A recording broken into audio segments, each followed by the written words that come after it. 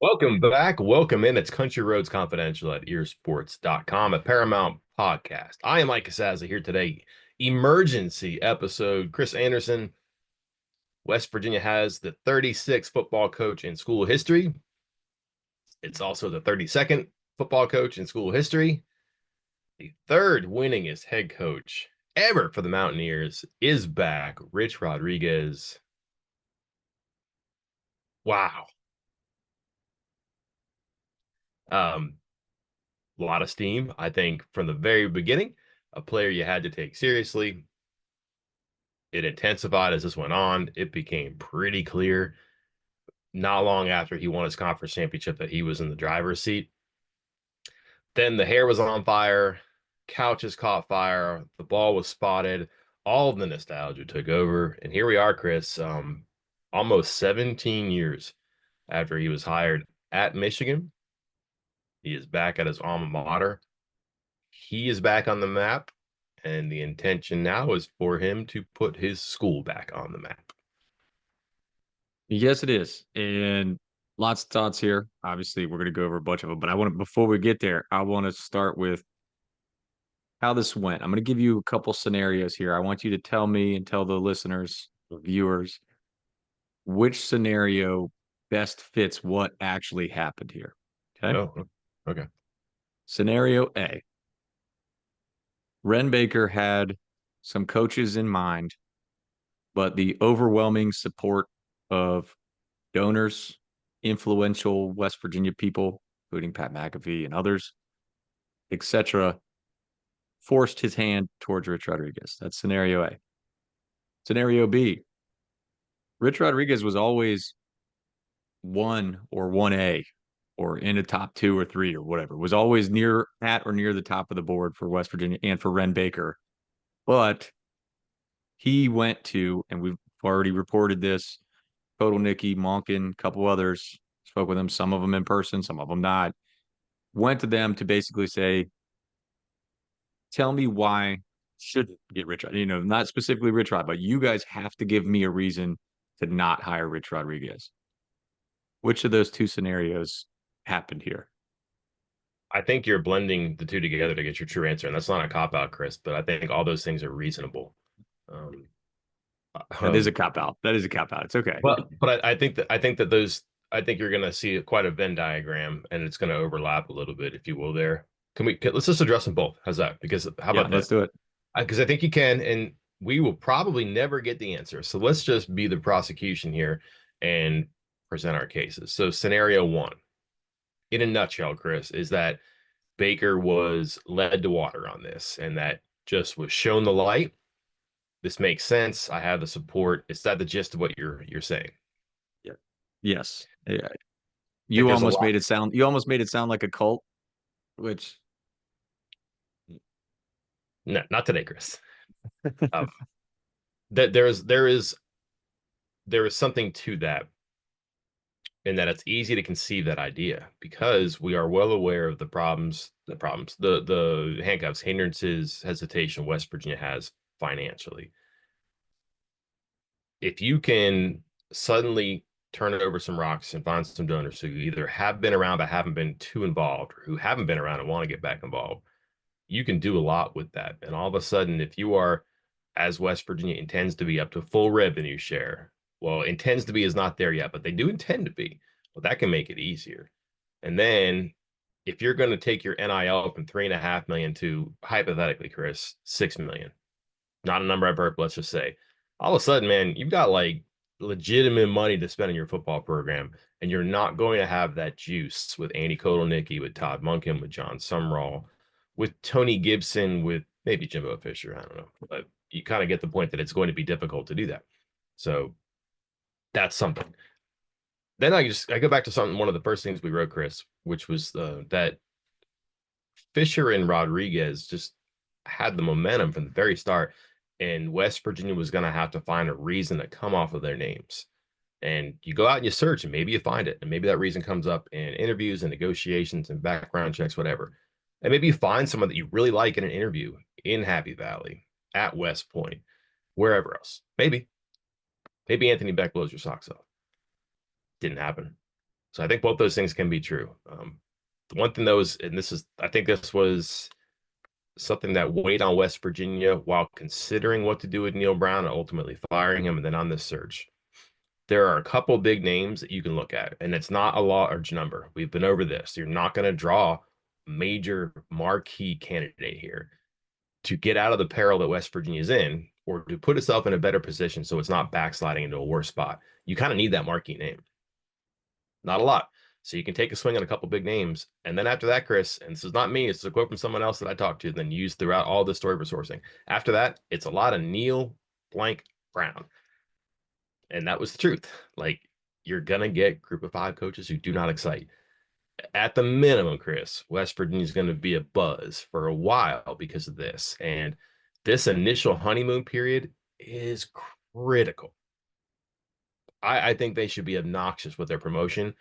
They should have billboards. They should get a plane, Twitter, Instagram, Facebook. Come on our podcast, Rich. Whatever you want to do, promote this thing. And again, if it's obnoxious, fine. It has to be effective. We can get into the why and the what now. My initial thing is that these first, never mind 24, 36 hours, these first 2 to 4 weeks just have to be absolute money makers for the university. You remember my analogy of the start of the NIL period in college football in your program asking for money. And I said, this was like opening a restaurant. And if you Yeah. don't knock it out of the park right off the get, that's it. There's no coming back. People aren't going to come back if they show up the first time and the food's cold or the waiter's putting his finger in your soup as he's handing it to you or whatever. That's not happening. But here you go. We're under new management, reopening, grand reopening, redesign. This is your chance. Again, just to your point, you got to come out knocking it out of the park right from the get go. I am 100% with you. Yes, Rich Rodriguez is welcome right here on this podcast with us. You can swap out me, you can swap out you. We can have a three boxer. I don't know how that would work on video, but we'll make it work. But he and they being West Virginia and the rest of the staff should be coming out, media blitz, all the positivity you can in the world, because you need to raise as much fan support and as much money as possible to hit the ground running. Because they're the other part of this, the other part of the Rich Rodriguez piece of this. And now we can discuss if it would have been different for, say, Andy Kotelnicki or Tom Monken. We could discuss if it would have been different. I'm not sure how different in the grand scheme of things, but because if you don't hit the ground running here with this candidate, with Rich Rodriguez, because there are still some bitter WV fans about how he left. There were some polls that were bannered about basically a 50-50 split or maybe even less than 50% support for this decision. So if you don't hit the ground running on this, it's going to turn ugly quick. So you need to come in hot. You need to come in again, not just hot on the field, hot on the media. Not, like you don't have to impress us. I'm not talking about being impressing us. I'm talking about getting out there in front of people, getting them out there in front of fans, trying to win them over. So I'm 100% with you on this. That it's got to happen. It's got to happen fast for him. Yeah, I just wanted to be like, New Year's Day, or like, fine, fine. Listen, I bought season tickets a week ago. Stop it. My timeline is full with Rich Rod's 12th day on the office video. I don't need to know what the inside of his card looks like. Oh, Rick Trickett cribs? Kind of overkill, right? Like stuff like that. I I just would think, tune into that. Let's see it. Let's see yeah, it. but let's do it. Like, if you're gonna do this, you bought it, you might as well drive it, right? So I think Yeah. this, that's the direction I would go here. And to your point, yeah, this is going to be celebrated in some corners. Like, you're gonna have the huge deal when he is announced in a news conference. There are a lot of people who are not behind this, Chris. Just facts. You can win them over. You may lose him, you may replace him, but you're gonna have to continuously work on this too. I don't know what the damage is. I don't know what the red and black numbers are. I'm not gonna use polls, but like this just weighed on West Virginia too. That there was um like a toxicity, just a distaste for that name and for reliving the past and for how can you be rewarded for that so many years later? Like, forgive and forget, sure, not here. And I think that's going to be difficult for some people to come over. And that's the anecdotal stuff for me. I can tell you, like, I had those conversations. Is that representative of the entire population, the entire fan base? No, but like, if you got YouTube, you can go back and you can see how mad people were. Like, Wheeling Nailers games, like, that's not even near Morgantown, right? And people were really fired up back then. I'm sure people have grown up and changed and gotten over it. I'm sure not everyone has too. Very interested to see what that dynamic is like, especially when it comes to the money. Like some of those people, you may lose. You may lose season tickets on this just because we'll see. I don't know how hard the feelings are there. Definitely be a reason to put the thumb on the wrist here and take the pulse of that one for sure. So something I put in my incident analysis, Mike, and I want you to tell me if you agree or not, that during the Neil Brown era, there were, as time went on, dwindling amount, but there were his supporters. And then the other group was just apathetic. Like I'm not, there obviously was a little bit of anger in there, especially with the billboards and stuff like that. But I think it was mostly support and then apathy towards the end.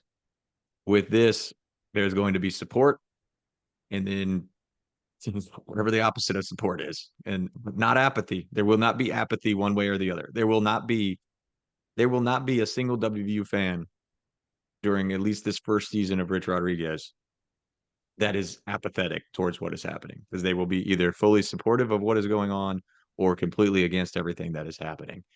And that is better for WVU football than it is to have half support, half apathy. Do you agree? I think it's a great point. Like it's if your heart's racing, you're doing something right. Um, if you don't care, you're gonna fade. And that's the battle they were losing. This absolutely was. So the promise of the unknown right now, as weird as that is, that's going to excite people. The the emotion stirred up of the past, that will interest people. And there are going to be people now who naturally have not paid attention to West Virginia for 6 years, for 14 years, for 17 years, Chris. And it's a different demographic, and it might not be the most valuable one, but they're going to look in and go, "What?" Um, I've just traded DMs and texts with like reporters that I used to know from the beat way back in the Big East days that I met at bowl games, who work for larger publications, and they're just like, "Are you serious? Really? Wow, what a story!" And they haven't paid any attention. They haven't written a word. They haven't watched a game, attended a game, covered a game. And again, small representation, but suss that out a little bit, Chris. If you're doing that over, I don't know, 55 counties in West Virginia, over 17 graduating classes from the university, over generations from grandparents to sons to grandkids, that's a lot of ground to cover there. Like 17 years is a long time. I get that, but that could also be good. You might be able to sweep a lot of that back from out under the rug and have them in your corner again, too. I think that's a really good point. Like people are going to watch now for I told you so or I told you so, one or the other, right? This is going to be a car wreck, or this is going to be like the Indy 500, and people are going to want to watch. Like sometimes you watch the race to see the cars go around and around and around, and sometimes you watch to see like the death-defying, fiery incidents on the sidewalls and everything too. One more than the other, I'm sure, but like there is that bit of a dual interest right now that I think is good. But even at the very minimum, even if people are curious and aren't wishing the worst. If they're curious and are hoping for the best, they're curious. They want to see what happens now. And this is quite the experiment, Chris, because from the place that brought you an ultimately grounded interim coach brings you the prodigal son hire. I don't know how often this works. Like Graciano's doing a pretty good thing up in Rutgers. Chris, would you take Graciano as the end result in a couple of years from now? He's in a much more difficult situation, but he also knows that place. This is a tough spot. It is. Rich knows this place. What would you Were they do? top 25? Were they top? No, they weren't top 25 I at believe some they point were. this year, were they? They Yeah, I believe were? they Yeah, were. I thought they were like the tail end of top 25 at some point Hmm. during the season. Not right now. But no, 'cause I'm looking at it. I was like, wait, I remember they were pretty decent this year. And now I'm looking at it and 3-6, 5-8, 4-8. Like if Rich Rodriguez is 4-8 in his third year back at West Virginia, I hope you're ready for another hot board. I'll tell No, you I'm that. not. Don't shake your head no, because the assistant coaching hot board's going up now. Like right now. Get it ready. I have some thoughts on that. Yeah, I'm sure you do. I think I have some Uh, news on that too, but Just just bring all the boys back. it might The be boys are dated. back in town. Just That's start not playing going the to happen. music. That's not going to happen. Yeah. Um. Oh yeah, they started out 4-0. We're doing all right, and then kind of went off a cliff. Um. You hope for better. Yeah, but I just don't think he would make it this far. Because again, if he gets to 4-8, if he's, I mean, 3-6, 5-8, like there'd be rumblings of get him out of here after year two. Again, this is going to be the, as much as people thought, hey, Neil Brown got a long leash because of who he was and what he is off the field and everything like that. And I'm not saying Rich Rodriguez is a bad person or anything, but I'm saying given the history with the program and the way a contingent of the fans feel, he will not have that leeway. He will not have that leash to be able to go 5 or 6 years like Neil Brown did to try to figure it out. Chris, a while ago, we did a podcast about the strangest time covering the beat. We can erase that one from the queue, right? We're up here now. We're here. I think this is the apex, yeah. Like it's there. This has been really bizarre, Chris. Let's retrace footsteps a little bit. Like Okay. hot board, say what you want. It was pretty clear he had some traction before the season even ended. Like he was going to get people to come out of the woodwork and say, "Hey, let's do this." And I don't know if that was the impetus for one of our Friday night things where we said that the coast was clear, and if West Virginia and Baker wanted to make a change, do not let the finances become a problem. Like take care of it. And guess what, Chris? The day that they announced they fired Brown, they said they were going to be full revenue share. And I've been told and reported and shared that they could not invest in both. You can invest in the coaching change or not the revenue sharing, unless something changed. Maybe a campus bails them out and gives them a loan or gives them some money. Maybe the Pied Piper down in Jacksonville State starts playing his fife, and here comes the money. Who knows? Maybe. So at least there's a hope for that. Right away, he's a candidate there. And then when this turns is for me, I'll remember this. The day of the Conference USA Championship game, when I'm working phones and talking to people, it was volunteered to me that he did not interview for the job that day. So I just shared that in the board. I don't know why, but that was an interesting thing. Like, okay, I never said he was. Who said he was? I have no idea if someone said he was. I don't scroll. I don't like check out other accounts and reporters on that stuff because I don't want to be clouded. That's my thing. Call it dumb. It's frustrating. I can't tell you a whole lot of what else is going on. So I don't know, but I shared that. Then that night, he says that he has nothing planned. They win the Conference USA championship. He's holed up in a little room in his stadium with like a plastic banner across a plastic table for his post-game news conference. It does not look like the BCS. So someone asks him, "Do you have anything scheduled for West Virginia?" I got nothing planned coming up. My schedule. Are you saying you're not interviewing? I'm hanging out with my wife this weekend. Then we're gonna watch some film. I don't have anything planned. And people are like, "Been there, done that, man." And I think that reaction bugs some people who are in his corner. And that's when people started to say, "Hey, man, he's not lying." And I'm like, "What do you mean? He hasn't been, he's not going to interview?" It's my first thought. Like, no, he's not lying. So he has interviewed. Yes. And all of a sudden, man, if people are caping for him and are trying to make sure that the right story gets out there, and then you start to chase that down, ultimately you confirm that he did an interview in the middle of last week, days before the conference championship game. He did not look conflicted. He did not look like he was sidetracked by another job. He did not look like, I don't know, another version of his past, right? I think that was important to people. And all of a sudden, I was like, man, I don't know how this doesn't end on Rich Rodriguez. And one by one, West Virginia does check off its boxes, does do its homework, does fly to State College, does send a plane full of people up to West Point, and here we are. This has been a couple of days for sure in the making, and I think probably we'll never get the full TikTok unpacking, but I bet you it's been a little bit longer than that too. The more he won, and you overlap that with what was happening at West Virginia, even if they hadn't fired Brown and considered it, it's impossible, I think, for like power brokers, whether that's because of their job or because the influence they wield. I don't think that you could put those two over top of one another and not see the difference in the need for change.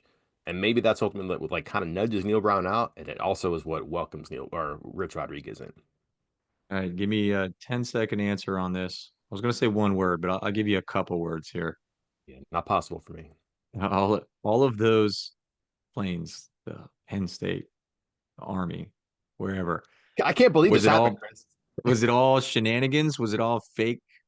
It's all real, right? Like, I mean, I know the answer. You know the answer, but there were people who were legitimately messaging me, being like, That's not even a real flight manifest. They're not actually going to like you can't do that. Like you cannot create a ghost plane with fake people on it flying somewhere. This is regulated by the FAA. Like West Virginia actually did, as you've noted, fly to Penn State. Can confirm. Talked to our Penn State people, confirmed, interviewed Kotelnicki, and then on Monday afternoon, we had a couple people tell us, "Hey, it's not happened with Kotelnicki. That interviewed Sunday, it's not happening Monday." He let him know. A couple hours later, Kotelnicki posts on social media, uh, not so cryptic message about how much he loves Penn State and is staying there to finish things. So yeah, there's that. Summerall was also in the mix there, and within a couple hours after we start hearing that maybe things are steaming up there, he posts, or was it Pete Thamel posted, and then he reposted or whatever. He's not going anywhere. Um, I think my first message to you, back to your, there's a lot of Neil F. Blank and Brown candidates out there. When you messaged me about someone, I was like, wait. You mean the guy who won 10 games, 3 straight years at Troy is the next candidate to replace the guy who won 3 straight? No way, no way. Yeah. But what I'm trying to get at here is there was actual work being done. This was not a like they were legitimately interviewing these candidates, right? Like this isn't some conspiracy theory of hey, we're just throwing people off. It's been Rich Rod all along. Yeah, I hope not. The school's in a pretty tight financial spot, and if you're just doing that to keep people like you and me and the people watching and listening guessing, shame on you. Yeah, And like, for wasting our time, I guess I don't care, but wasting the money and wasting the time, people who get in those planes and leave their families right now, they'd much rather be Christmas shopping or traveling or doing anything apart yeah. from setting yourself inside of a G6 to fly and talk to a coach you have no intention of hiring. That's Um, not. Yeah, that's not what's happening. Right. I mean, Yeah. I hope it is, because then you're going to have a lot of open jobs at the Yeah. Coliseum, I'd hope, because people are like, I'm not Uh-huh. working for this. What are you talking about? Yeah.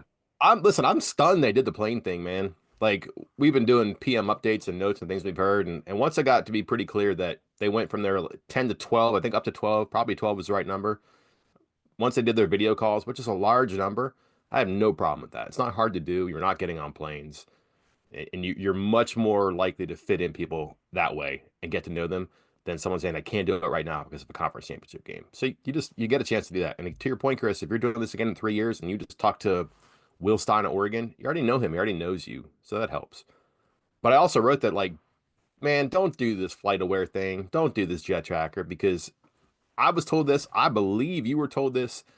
And if I'm wrong, someone please email me and I will share it with the board. Email me. I will give you a free VIP account, right?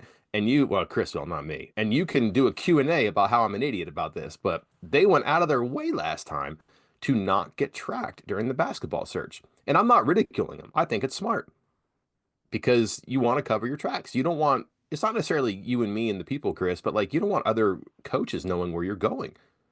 You don't want to, like, because if it never, like, if you're talking to somebody and he finds out you're going somewhere else, that probably rubs him the wrong way. Agents too.